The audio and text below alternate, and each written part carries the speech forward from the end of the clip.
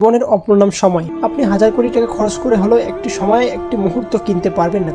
আপনি শত হাজার প্রচেষ্টা করে কখনো ঘড়ির কাঁটা দমিয়ে রাখতে পারবেন না, বা কারো পক্ষে রাখা সম্ভব না। এই পৃথিবীতে মানুষের আয়ুকাল খুবই সামান্য। এই সামান্য মুহূর্তকে যারা ভালোভাবে কাজে লাগায় তারাই কেবল শ্রেষ্ঠ মানুষ। তাই সময়ের মূল্য না বুঝলে কোনো কিছুতেই সফল হওয়া সম্ভব নয়। কোনো কিছু সফলতা অর্জন করতে হলে সময়ের মূল্য অপরিসীম। সময়কে মূল্য দিতেই হবে। চাকরি বা ব্যবসায় সফল হতে চাইলেও সময়ের মূল্য দেওয়ার বিকল্প নেই। সময়ের পড়া সময়ে পড়া, সময়ের কাজ সময়ে করা ছাত্র ও কর্মজীবনে সফল হওয়ার সবচেয়ে বড় শর্ত।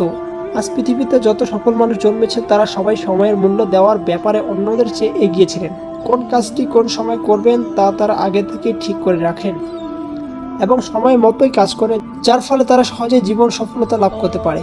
আর যারা হেলায় খেলায় সময় অতিবাহিত করে তাদের জীবনে দুঃখ অপেক্ষা করে, তাদের জীবনে নেমে আসে অন্ধকার। চলো সময়ের গুরুত্বের ব্যাপারে মনীষীরা যেসব মূল্যবান নসিহত করেছেন সেদিকে একটু নজর দিই। বিশ্ববিখ্যাত ব্যক্তিদের দিকে তাকালে দেখা যায় তারা কেউই সময়ের মূল্য সম্পর্কে উদাসীন ছিলেন না। তাদের জীবনে প্রতিটি মুহূর্তে ছিল কর্মচঞ্চল ও কর্মবহুল। সময়ের মূল্য সম্পর্কে অবগত থাকাই হলো সময়ানুবর্তিতা। তাই প্রত্যেকের উচিত সময়ানুবর্তিতা মেনে জীবন পরিচালনা করা।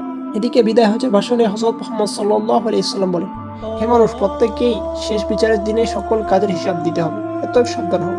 অর্থাৎ মানুষ কিভাবে তাদের জীবন পরিচালনা করছে তার হিসাব দিতে হবে।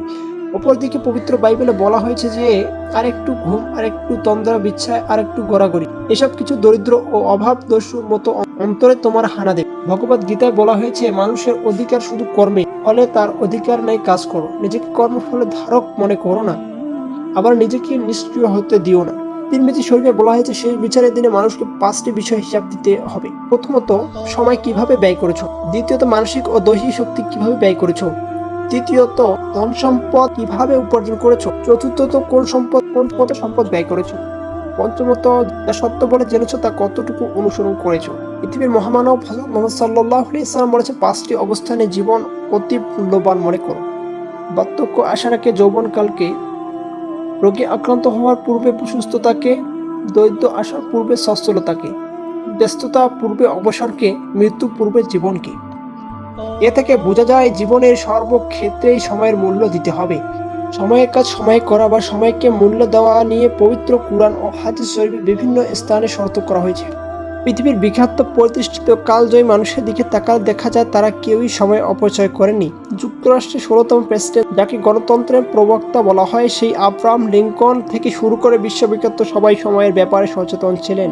আমেরিকার অন্যতম প্রেসিডেন্ট বারাক হোসেন ওবামা মাত্র 44 বছর বয়সে যুক্তরাষ্ট্রের 44তম প্রেসিডেন্ট হয়েছিলেন। তিনি মূলত আমেরিকায় এসেছিলেন অভিবাসী হয়ে, যিনি একাধারে অভিবাসী ও নিয়োগ্যও ছিলেন।